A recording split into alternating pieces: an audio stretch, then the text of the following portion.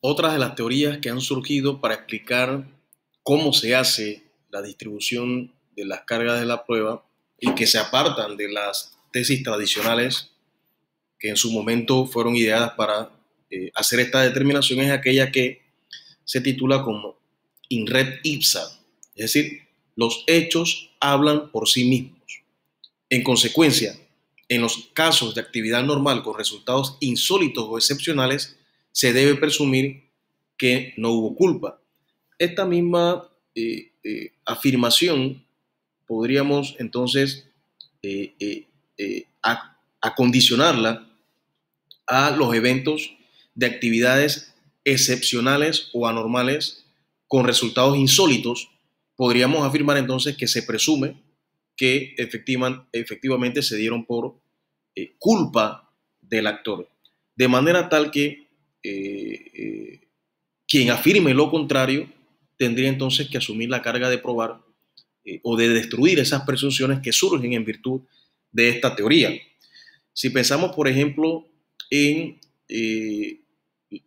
la venta de algún fármaco que en términos normales no se realiza con una receta médica o con una prescripción médica, y esta persona que adquiere ese fármaco luego desarrolla una reacción alérgica o desarrolla algún problema de salud, ¿verdad?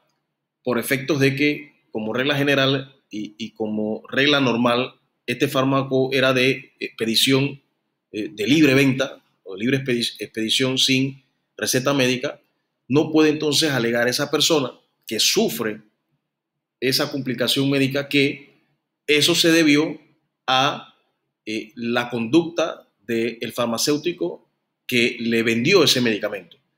Porque en términos normales, ¿verdad? En condiciones normales, la venta de ese fármaco, de esa medicina, no produce un daño en la salud de las personas.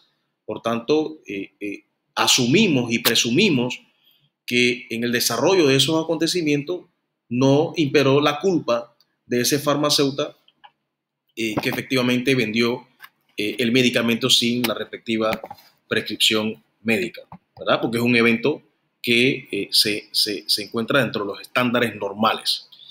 En caso contrario, sí, se trata de una actividad peligrosa o de una actividad excepcional, arriesgada, una actividad anormal en la que se produce un daño, debemos asumir entonces que ese daño fue producto de la culpa o la negligencia de ese actor, de la persona que realizó esa conducta, ¿verdad? Y esas son las distintas teorías que han venido a explicar un poco para variar esas tesis tradicionales que trataban de reglamentar esa distribución de la carga de la prueba y obviamente establecer sanciones para aquella que incumpliese esa obligación procesal. Con estas nuevas teorías, que dicho sea de paso, han sido algunas acogidas por nuestra jurisprudencia, se han variado esas tesis tradicionales y obviamente resulta sumamente interesante para los efectos de este curso hacer un repaso de esas grandes teorías a grandes rasgos para efectos de tener un conocimiento básico de esta materia, ¿verdad? Por otro lado, hablamos de un principio de comunidad y unidad de la prueba. Este principio se materializa por el hecho que la prueba debe ser valorada en conjunto. No puede el juez establecerle un determinado valor probatorio a un testimonio, por ejemplo, si no lo coteja con ese conjunto de material probatorio que ha sido allegado al proceso. Se supone entonces que esa prueba individualmente debe ayudar a reconstruir una parte de la verdad, pero cuando se coteja esa prueba con el conjunto, con ese caudal probatorio, con el resto de esas pruebas, debe entonces estar en consonancia con la verdad que resulta del cotejo en conjunto de esas demás pruebas, de esos elementos probatorios. Si la prueba de alguna manera contradice esa verdad que refleja el cotejo conjunto, entonces estaríamos en presencia de una prueba que se divorcia, por así decirlo, de esa verdad material y por consiguiente el juez podría o debería, al momento de valorarla, restarle su valor probatorio. Ciertamente, y esto hay que dejarlo muy claro, las pruebas para que surtan sus efectos jurídicos, sus efectos procesales, ciertamente deben cumplir con una serie de presupuestos formales y materiales para su expedición, pero al momento en que el juez le va a otorgar un determinado valor a esa prueba, debe confrontarla con esa comunidad de pruebas, con ese conjunto de pruebas que han sido incorporadas al proceso a efecto de reconstruir la verdad material de los hechos. Ejemplo, cuando el juez recibe un testimonio y posteriormente lo valora, tiene que confrontar el dicho de ese testigo con la versión o con la visión de la verdad que se arroja o se extrae del resto de la actividad probatoria. Debe valorar el juez individualmente si se trata de un testimonio de referencia, por ejemplo, si se trata de un testimonio que se encuentra dentro de alguno de los grados de sospecha, por ejemplo, por guardar alguna relación con la parte que lo ha propuesto. Es decir, tiene que hacer una evaluación individual del medio probatorio, pero ciertamente cuando lo va a evaluar, cuando lo va a valorar, tiene que cotejarlo con el conjunto de material probatorio. Y esto es importante que esto quede claro en la explicación. El artículo 814 del Código Judicial establece que la parte que ha propuesto una prueba no puede renunciar a ella, ¿verdad? Salvo que la parte opositora o el juez lo autorice. Y esto es porque la prueba, una vez incorporada al proceso, ya deja de ser de la parte que lo propone para convertirse en propiedad del proceso. La prueba entonces es del proceso y no de la parte que la propone. Por eso es que esta norma prohíbe que ciertamente la parte que proponga esa prueba pueda renunciar posteriormente a ella. Sin embargo, si el juez lo autoriza o la contraparte lo autoriza, el juez puede efectivamente evaluar si se trata de una prueba que es de difícil obtención o de difícil práctica. Y para los efectos de los fines del proceso, convendría entonces aceptar la renuncia de esa prueba a pesar de que formalmente haya sido admitida en el proceso. Entonces, hay que tener bastante claro el hecho que no se puede renunciar a la prueba una vez propuesta y admitida en función de que la prueba le pertenece al proceso y no a la parte que la propone en el proceso. Por otro lado, tenemos también el principio de igualdad de oportunidad, que básicamente, y en términos sencillos, quiere señalar que ambas partes van a tener la misma oportunidad para presentar sus pruebas. Y este principio se puede materializar en varios momentos del proceso. Uno, cuando el demandante propone sus pruebas en la demanda, se le da igual oportunidad al demandado de presentar sus pruebas con la contestación. Ambos tienen la misma oportunidad para ejercitar ese derecho de presentar sus pruebas, ¿verdad? El demandante con su demanda y el demandado con la contestación. El término de prueba es común para ambas partes. Cuando el proceso quede abierto a pruebas para el demandante, ¿verdad? De la misma manera y en la misma oportunidad, queda abierto para pruebas para el demandado. No es que ahí existe un término para el demandante y otro término para el demandado, sino que el término de proposición de prueba es común para ambas partes. El término del traslado de las pruebas también es común. Si las partes han presentado sus pruebas en un término común, en la misma oportunidad, entonces es lógico y consecuente que se le otorgue el mismo término a ambas partes para que puedan entonces manifestar sus objeciones o hacer las puntualidades o las indicaciones que tengan respecto a las pruebas de la contraparte, ¿verdad? Todo eso se da en un término común y esto es una expresión del principio de igualdad de oportunidad.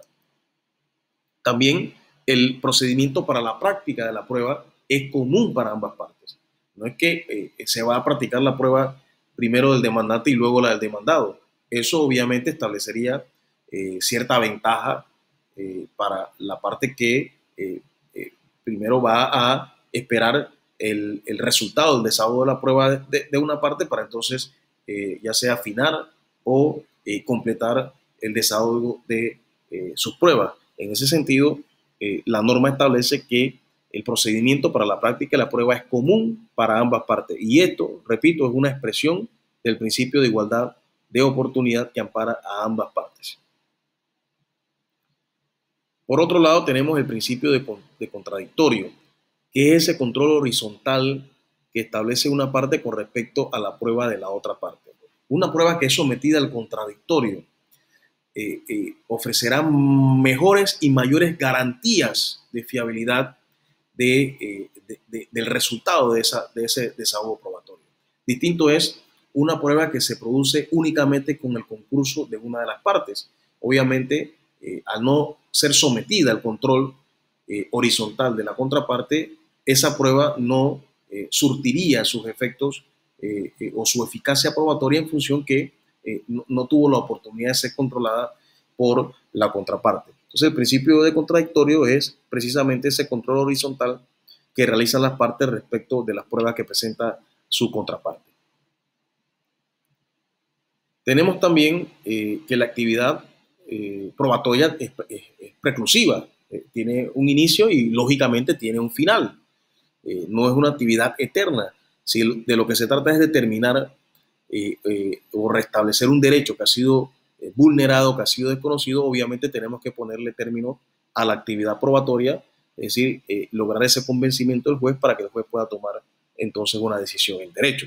Por eso se señala entonces que la actividad probatoria es preclusiva, tiene un término en el proceso. Las pruebas se pueden proponer, como hemos mencionado, en la demanda, ¿verdad? De acuerdo al artículo 668 del Código Judicial, se pueden proponer en la contestación, en el caso del demandado, de conformidad con lo que establece el artículo 681. Hay un periodo para proponer las pruebas en el proceso ordinario, de acuerdo al 1265 del Código Judicial, y obviamente también en segunda instancia en los casos y en los eventos que la ley lo permite, de acuerdo a lo que tipifica el artículo 1137, numeral 3 del Código Judicial. Es decir, existen varias oportunidades para que los litigantes puedan proponer las pruebas y esas oportunidades se describen en la diapositiva que presentamos en este momento, ¿verdad? En la demanda, en la contestación, en el periodo de proposición y en la segunda instancia. Tenemos el principio de publicidad que señala efectivamente que no puede haber ocultamiento de las pruebas. El proceso judicial en general se adecúa a los principios de publicidad y en ese sentido ese principio permea también a la actividad probatoria al señalar que la prueba es pública, consta, si bien en cuadernos separados, la del demandante y la del demandado, es cierto que esas pruebas deben permanecer anexas al expediente y una vez culminada esa actividad probatoria, pues se incorporan como parte del expediente, pero no puede existir prueba secreta en materia del proceso judicial. Finalmente tenemos la inmediación, que es ese contacto que tiene el juez con las pruebas. Si es el juez el destinatario de esa actividad probatoria, entonces el juez debe estar en un contacto inmediato, de inmediación, con ese testigo que está rindiendo un testimonio para efectos de determinar cuáles son las afirmaciones que realiza el testigo, cómo lo realiza, si piensa, si realmente responde de manera espontánea. Es decir, el juez tiene que estar en contacto con esas pruebas, con la realización o el desahogo de esas pruebas para efectos de recibir la respuesta o la versión exacta que quiere producir esa prueba. De esta manera, culminamos esta sesión relativa a los principios probatorios, esperando que estos rasgos generales hayan sido de total provecho. Le agradecemos su atención y nos vemos en la próxima sesión. Muchas gracias.